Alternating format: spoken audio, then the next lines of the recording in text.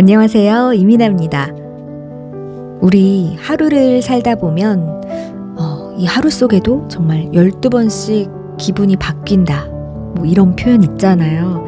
그만큼 이 짧은 하루 속에서도 사람은 아주 다양한 감정 변화가 생깁니다.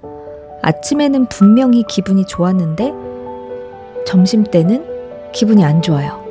그러다가 또 다시 갑자기 재미있는 일이 생겼다가 또 우울해졌다가 이렇게 계속해서 감정이 변하고 기분이 널뛰는 그런 존재가 바로 사람인 것 같습니다.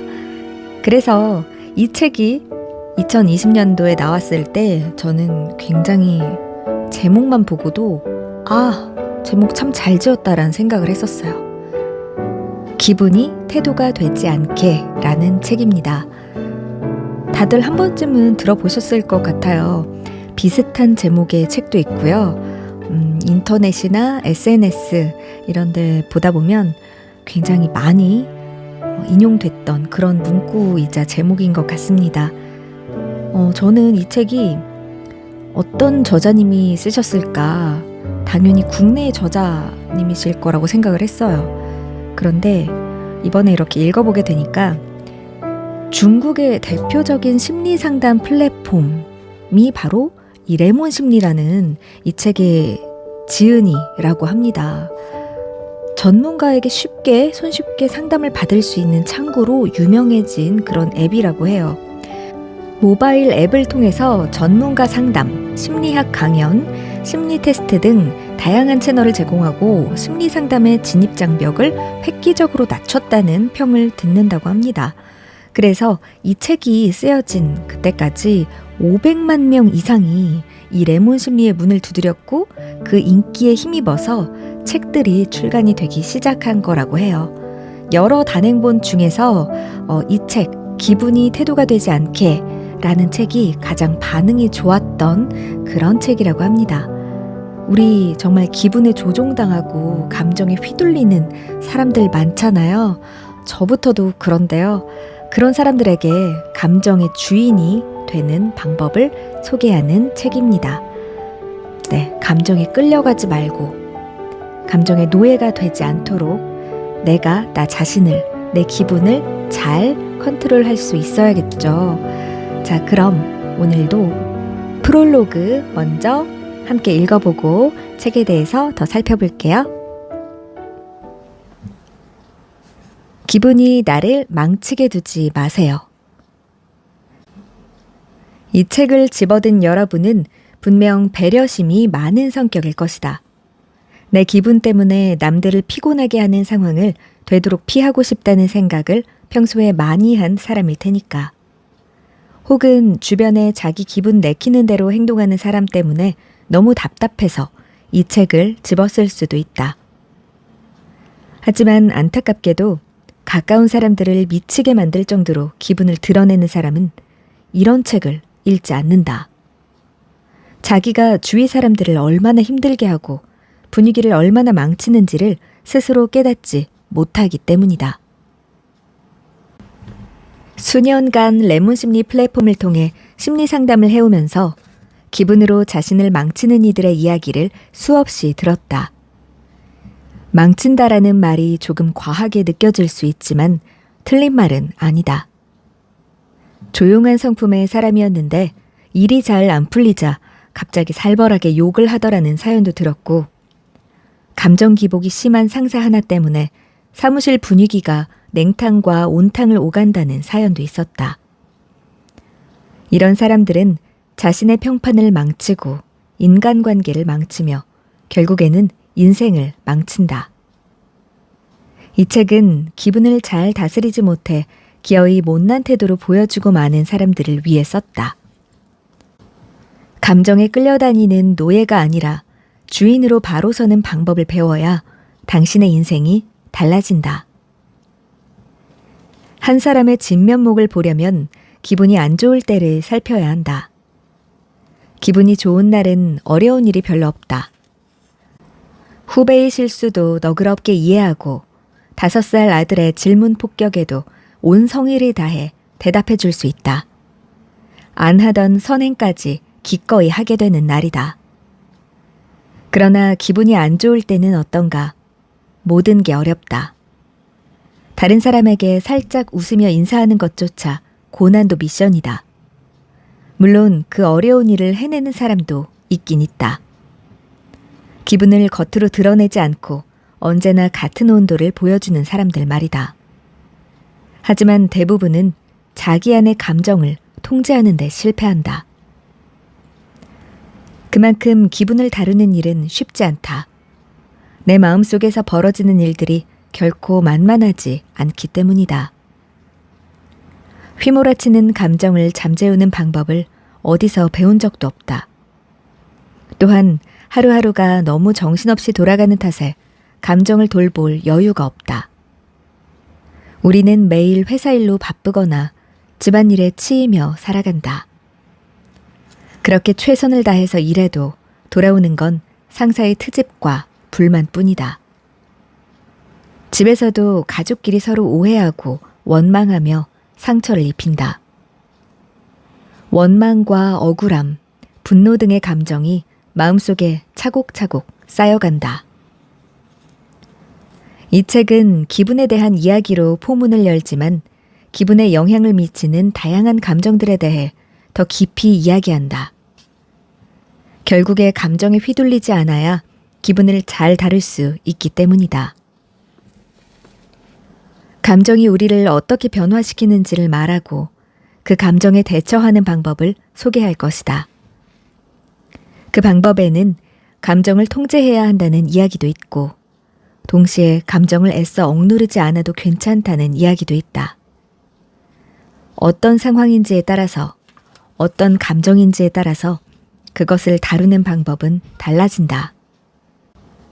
또한 우리가 흔히 부정적으로 생각하는 나쁜 감정들도 쓰기에 따라서 장점이 있다.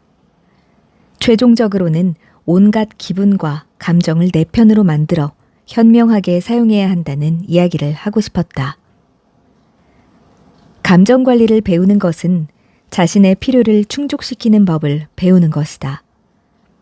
나는 무엇을 기대하고 상대방이 어떻게 해주길 원하는가를 정확하게 인지하는 방법이다. 당신은 따뜻한 위로를 원할 수도 있고 상대방이 함께 책임을 나눠주길 원할 수도 있다. 또 누군가가 당신의 감정을 알아주기만을 간절히 바라는 것일 수도 있다. 이처럼 정확한 방향성과 올바른 방법을 파악해야 감정으로 인해 힘들어지지 않을 수 있다. 이제 당신이 자신의 감정의 근원을 찾아가고 부정적인 감정을 제대로 해소할 수 있게 도와주고자 한다. 기분에 끌려다니지 않고 싶은 사람이든 남의 감정에 상처받고 싶지 않은 사람이든 감정의 노예로 살아가는 인생에 이미 지친 사람이든 이 책을 읽게 된 것을 환영한다. 부디 이 책이 자신의 감정에 휘둘리지 않는 삶의 첫걸음이 되기를 바란다. 레몬심리. 네, 지은이가 독자들에게 하고 싶은 이야기. 자꾸 감정에 조종당하고 기분에 휘둘리는 사람들에게 해주고 싶은 이야기를 앞부분에 이렇게 짧게 담은 내용이었습니다.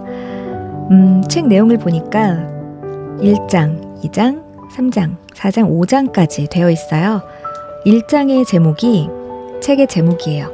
기분이 태도가 되지 않게. 2장은 내 기분까지 망치는 사람들과 거리 두는 방법.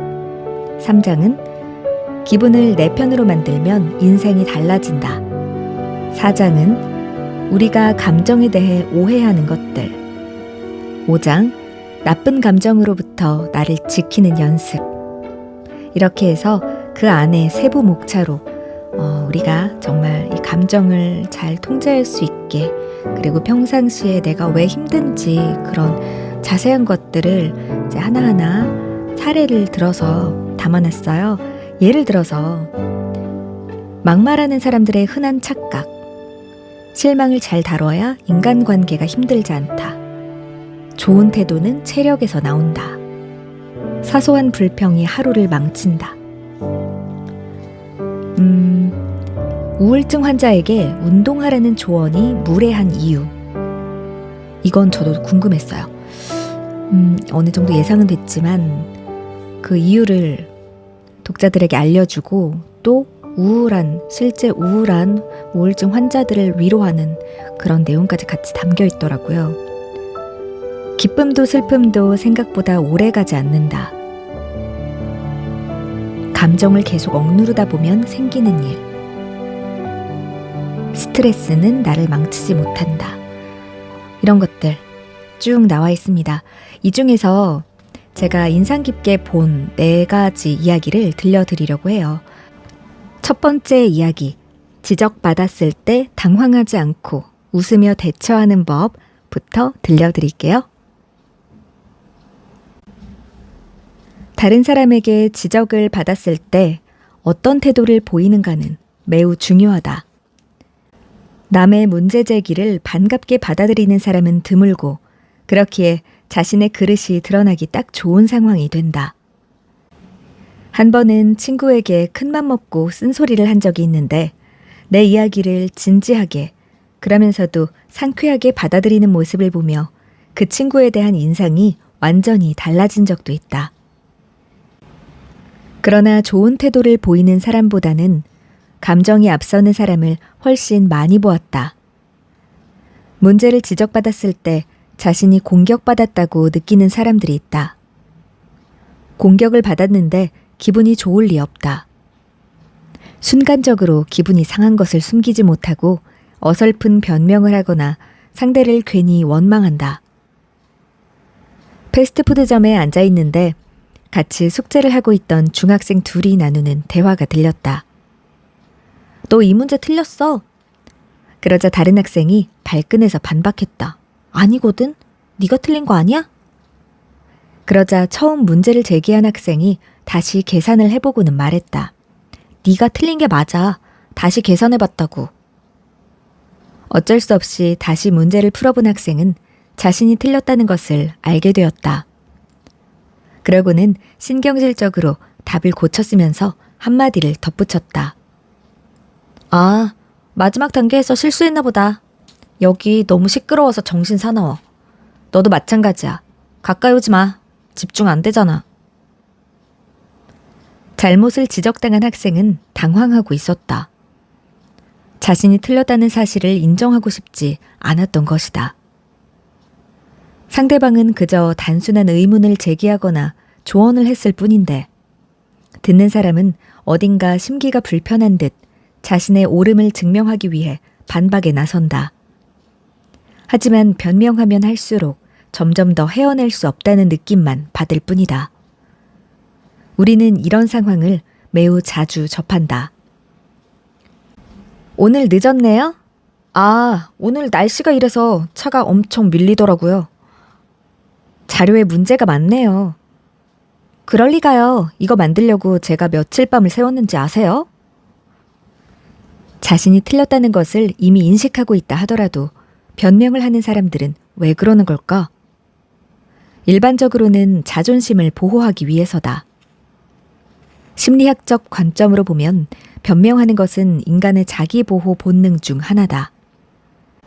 팔팔 끓는 물에 손이 닿자마자 움츠리는 것은 스스로 통제한 반응이 아니라 본능이다. 위험을 회피하는 본능 덕분에 인간은 자신의 몸과 마음을 건강하게 유지하고 보호한다.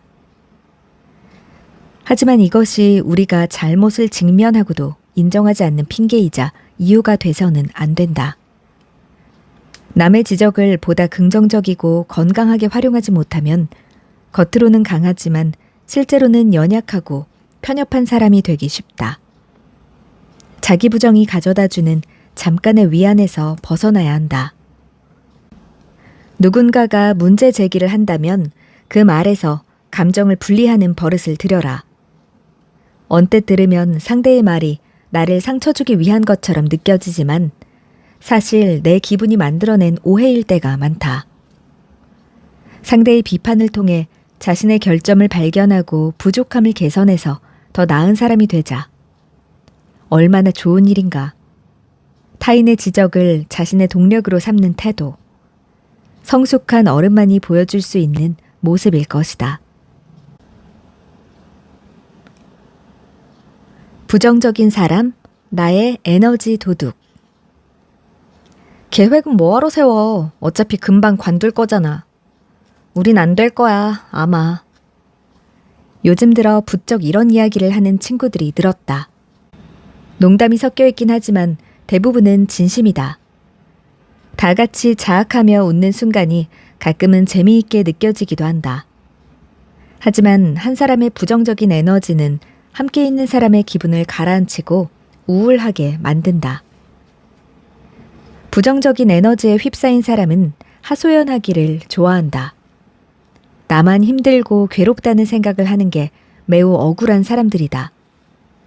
그래서 앞에 앉은 친구도 자기와 같은 감정을 느끼면 좋겠다고 생각한다. 나는 안 될 거야, 아마, 에서 그쳐도 되는 말을 우린 안 될 거야, 아마, 라고 해버리는 것이다. 상대방을 자신의 상태로 끌어내린다고 해서 자기 기분이 나아지는 것이 아닌데도 부정적인 에너지를 뿜는 사람들에게서 공통적으로 나타나는 특징을 살펴보자. 지나친 자기애에 빠진 사람. 자신과 무한한 사랑에 빠져 있는 사람은 자기 빼고 모든 사람이 무능하다고 생각한다. 다른 사람의 감정을 이해하지 못하고 공감 능력이 부족하다.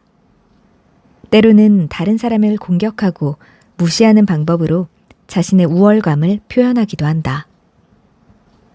과거를 자꾸 소환하는 사람. 행복했던 과거와 지금의 처지가 뚜렷한 대비를 보이면 현실을 부정하고 싶어진다. 현재의 자신이 너무 마음에 들지 않아서 잘 나갔던 과거를 끊임없이 대화의 소재로 끌어올린다. 불평이 끊이지 않는 사람. 부정적인 에너지를 안고 사는 사람을 만나면 어딘지 모르게 불편함이 느껴진다. 그들이 하는 말을 유심히 들어보면 습관적으로 문제의 원인을 다른 사람의 탓으로 돌리는 것을 알 수 있다. 자신에게 문제가 없으니 책임을 질 필요도 없다고 생각해서 자신을 바꿀 필요도 없다고 생각한다. 늘 아니라고 말하는 사람. 그들은 방어적으로 문제를 바라보고 모든 일에 비관적인 태도로 일관한다. 낙관적인 성향의 사람이 미지의 사건을 경험할 때 가장 먼저 하는 행동이 탐색인 것과 달리 방어적인 사람은 아예 탐색조차 하지 않는다. 위험을 무릅쓰려 하지 않고 시도하지 않는다. 늘 방어적인 태도를 취하기 때문에 언제나 좋은 기회를 놓친다. 안 좋은 소문을 흘리는 사람. 다른 사람에 대해 안 좋은 이야기를 많이 한다. 끊임없이 누군가를 욕하고 질투한다. 나쁜 에너지로 가득한 이야기에 모두가 흥미를 느끼고 공감해주면 그제서야 만족한다. 이런 사람들과 오랜 시간을 보내고 온 날은 경무에 시달리고 퇴근한 날처럼 몸과 마음에 힘이 없다. 에너지 도둑에게 기운을 다 빨리고 왔기 때문이다. 되도록 에너지 도둑을 멀리하라고 권하고 싶지만 현실적으로 힘든 상황이라면 그들을 대하는 방법을 익혀야 한다. 절대 마음의 준비 없이 그들을 만나지 마라. 독립적인 사고 능력을 기르자. 남들이 하는 대로 휩쓸리다 보면 부정적인 에너지에 쉽게 틈을 주게 된다. 자꾸만 다른 사람의 불평만 들어주면 자신도 어느새 불평이 늘 것이다. 남의 기분을 맞춰주거나 대화 분위기에 휩쓸리기보다는 내가 되고 싶은 나의 모습에 집중하자. 자기만의 뚜렷한 입장과 주관을 중심으로 옳고 그름을 분별할 수 있다면 누군가 당신에게 불평을 늘어놓을 때 선택적으로 무시할 수 있다. 에너지 도둑이 나도 같은 불평을 해주기를, 자신의 의견에 동조해주기를 기대할 때 과감하게 무시하라. 나 때문에 대화의 흐름이 살짝 어그러져도 괜찮다. 습관적으로 남 욕하기, 문제 있으면 남 탓하기 등 안 좋은 이야기들이 그득한 대화의 장에서 나를 지키는 것이 더 중요하다. 주변에 좋은 사람을 두어라. 자신과 잘 맞는 친구들과 모임을 만들어 생각과 감정을 교류하다 보면 좀 더 밝고 긍정적인 기운을 얻을 수 있다. 누군가의 부정적인 에너지가 자신의 영혼에 치명적인 영향을 미친다면 서서히 거리를 두고 멀어져도 괜찮다. 모든 사람은 자신이 좋아하는 사람들과 지내고 교제할 권리가 있다. 그래도 이건 잊지 않으면 좋겠다. 에너지 도둑을 멀리해야 자신을 지킬 수 있는 것은 맞지만 부정적이라는 성격의 특성은 한 개인의 일부일 뿐이며 전부를 대표할 순 없다. 모든 일에는 원인이 있는 법. 당신의 에너지 도둑이자 친구인 그는 부정적인 에너지에 갇혀 인생의 슬럼프를 겪고 있을 수도 있다. 그러니 가끔은 그가 기분 전환을 하고 다른 시각을 가질 수 있도록 도와주는 것도 필요하다.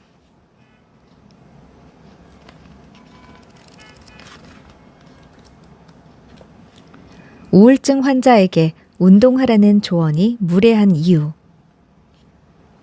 저 아무래도 우울증인 것 같아요. 어떻게 하죠? 사람들은 우울증에 대해 많이 오해한다. 우울감은 하루에도 몇 번씩 찾아올 수 있는 흔한 감정인데 그런 날이 조금만 잦아져도 자신이 우울증에 걸렸다고 생각한다. 스스로 우울증이라는 진단을 쉽게 내리는 것이다. 요즘에는 정신건강에 대한 정보를 손쉽게 얻는다. 정신건강에 관심을 가지고 자신의 마음을 들여다보는 일은 당연히 권장할 만한 일이지만 인터넷에 돌아다니는 정보만으로 자신의 병을 스스로 진단하는 일은 조심해야 한다. 우울에는 여러 종류가 있는데 우리는 그 종류를 무시하고 통틀어 우울증이라고 부르는 것에 익숙하다. 그래서 이 정도로 우울하면 우울증이겠구나 하고 혼자 진단을 내린다. 모두가 우울한 감정에 대해서라면 조금씩은 다 할 말이 있는 것이다. 그래서인지 우울증인 친구에게 너무 가볍게 조언하는 실수를 하기도 한다. 나가서 햇빛이라도 쬐어봐. 규칙적으로 운동하면 우울증에 좋대. 틀린 조언은 아니다. 그러나 의지로 이겨내야 한다고 쉽게들 말하지만 의지가 도무지 생기지 않는 것이 우울증이다. 우울증 환자들은 침대에서 몸을 일으키는 것조차도 전쟁을 치르듯이 힘들어한다. 우울증의 고통은 겪어본 사람만이 안다. 경증의 우울감과 우울증 증상은 완전히 다르다. 우울감의 경우에는 대부분 기분이 우울해진 명확한 이유가 있다. 우울한 기분이 어디서 왔는지 오늘의 하루를 거슬러 올라가면 회사에서 자존심이 상하는 일이 있었다든가 가족에게 안 좋은 소식을 들었다든가 이유를 찾을 수 있다. 그러나 우울증에는 이유가 없는 경우가 많다. 또한 우울감을 느끼는 날에는 기분 전환이 가능하다. 보통은 하루가 너무 피곤하거나 짜증나는 일이 많아서 우울해진다 하더라도 또 다른 감정들로 그 위기를 넘긴다. 배달 음식을 시키면서 설레기도 하고 예능 프로그램을 보면서 웃기도 한다. 일시적으로 나타나는 경증의 우울감이기 때문에 가능한 일이다. 우울증 환자의 세계는 완전히 다르다. 기분이 몹시 가라앉아 아무런 의욕도 생기지 않는다. 맛있는 음식을 먹고 싶지도 않고 좋아하는 사람을 만나기도 싫다. 누구도 자신을 도와줄 수 없다고 생각하고 아무런 희망을 못 느낀다. 또 다른 차이점은 우울감을 느낄 때 그 증상 때문에 학업, 직장, 가정생활에 문제가 생기진 않지만 우울증은 이로 인해 일상생활에 문제가 생긴다는 점이다. 잠이 안 오거나 혹은 잠을 너무 많이 잔다. 자신이 쓸모없는 인간이라고 강하게 생각하며 자살 충동까지 느낀다. 우울증은 증상이 최소 2주 이상 지속되어야만 진단 기준에 충족한다. 전문가와 대면 상담을 통해 전문적인 테스트를 거쳐 생활 상태의 분석을 거쳐야 비로소 정확한 진단이 가능하다. 인터넷에서 찾은 자가 진단 리스트는 정확한 진단이 불가능하고 오히려 문제가 발생할 수도 있으니 참고로만 활용하는 것이 좋다. 다행인 것은 우울증은 약으로 좋아질 수 있다는 점이다. 심리 상담도 도움이 된다. 우울증이 의심된다면 나에게 필요한 약을 처방해주는 전문의를 찾아가야 한다. 당신의 의지로 극복할 수 있다는 주변 사람들의 무례한 조언은 무시해라.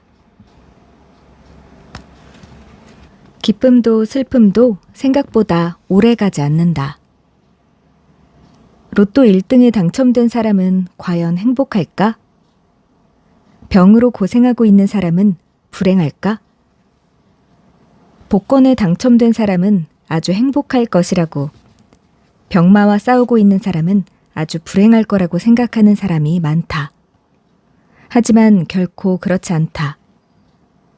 행복 지수에 관한 연구 결과에 따르면 복권에 당첨된 사람은 생각만큼 행복하지 않았고, 병에 걸린 사람은 생각만큼 불행하지 않았다. 대부분이 예상하는 행복의 기준과 행복 지수가 다른 이유는 적응성 편견 때문이다. 적응성 편견이란 자신의 적응력이나 대처 능력을 과소평가하는 반면 어떤 일이 인생에 미칠 안 좋은 영향을 과대평가하는 것을 말한다. 질병에 시달리는 사람이 고난에 적응하는 능력을 과소평가하고 복권 당첨자의 즐거운 시간을 과대평가하는 것이 그 예이다. 좋은 일이 주는 기쁨은 오래가지 않는다. 예를 들어보자. 당신이 갑자기 승진해서 연봉이 올랐다면 아주 기분이 좋을 것이다. 그런데 이 기쁨은 얼마나 오래 갈까? 두세 달이 지나 인상된 월급에 적응이 됐을 때도 여전히 처음처럼 기쁠까? 대부분은 그렇지 않다.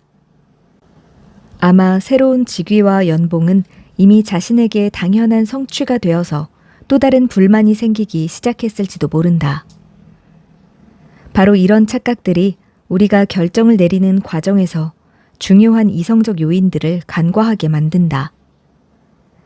우리는 결정을 내릴 때 자신이 오래도록 기쁘고 즐거워할 수 있는 것에 중점을 두지만 실제로 그 즐거움은 대부분 일시적이다. 인간은 불리한 환경에도 어느새 적응한다. 실현당한 사람들은 세상이 전부 끝나버린 것처럼 군다. 밥도 안 먹고 하루 종일 넋이 나가 있다가 그 사람 없이는 삶의 의미가 없다며 운다. 하지만 그걸 지켜보는 사람들은 알고 있다. 어느 정도 시간이 지나면 실현당한 사람이 다시 현실로 돌아와 멀쩡히 일상을 살아갈 수 있다는 것을 말이다. 바둑 두는 사람보다 구경꾼이 더 잘하는 법이다 라는 중국 속담이 있다. 당사자보다 제3자가 더 잘한다는 뜻이다. 실현당한 사람은 고통스러운 시기가 끝나지 않으리라고 생각하지만 삶은 누군가가 갑자기 사라진다고 해서 멈추는 것이 아니다. 인간은 적응의 동물이고 적응력을 통해 우리는 더 크고 많은 고난을 이겨낼 수 있다. 한 가지 기억해둘 것은 사람은 정신적인 가치보다 물질적인 가치에 적응하는 능력이 훨씬 뛰어나다는 점이다. 연봉이 올라 신이 나는 기간은 결코 길지 않다.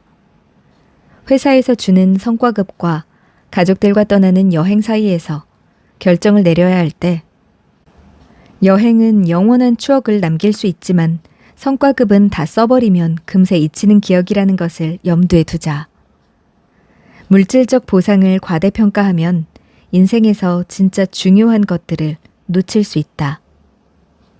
적응의 힘은 언제나 당신의 생각보다 크다. 큰 행운도 큰 불운도 우리의 긴 인생을 잠시 스쳐갈 뿐이다.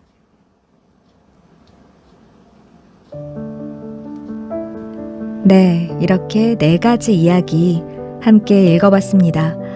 평소 우리가 일상에서 겪고 생각하고 항상 고민했던 것들 여기에 다 들어있는 것 같아요.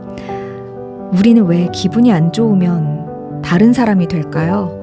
이건 정말 많은 사람들이 공통적으로 겪고 있는 문제 같습니다. 기분이 태도가 되는 순간 나 건드리지 마 라고 경고를 온몸으로 뿜어내거나, 회사에서 뺨 맞고 집에서 눈 흘기거나, M1 후배에게 백 신경질을 내거나, 친한 친구를 감정 쓰레기통으로 삼거나, 보통은 친구보다도 성인이 되어갈수록 가족들에게 가장 많이 하죠. 입을 닫아버리고 인사를 안 받거나, 화풀이 대상은 만만한 사람으로 또 골라버리거나, 남의 사소한 실수를 쥐잡듯이 물고 늘어지거나, 이렇게 많은 사람들이 나의 기분을 태도로 표현해서 다른 사람들을 또 힘들게 하고, 또 그 사람들은 그것 때문에 힘들어서 또다시 자기의 감정을 표현하고, 그런 것들이 이제 이어지고 악순환되고 있는 것 같아요. 그렇다고 자기의 감정을 다 숨기고 그냥 화로 다 쌓아두라는 이야기는 아닙니다. 어떻게 하면 내 기분을 태도로 그대로 다 나타나지 않게 잘 조절할 수 있는지를 생각하게 해주는 그런 책인 것 같고요. 나의 사소한 기분과 감정 때문에 다른 사람을 불편하게 하지 말자라는 것이 이 내용, 이 책의 중요한 그런 내용인 것 같습니다.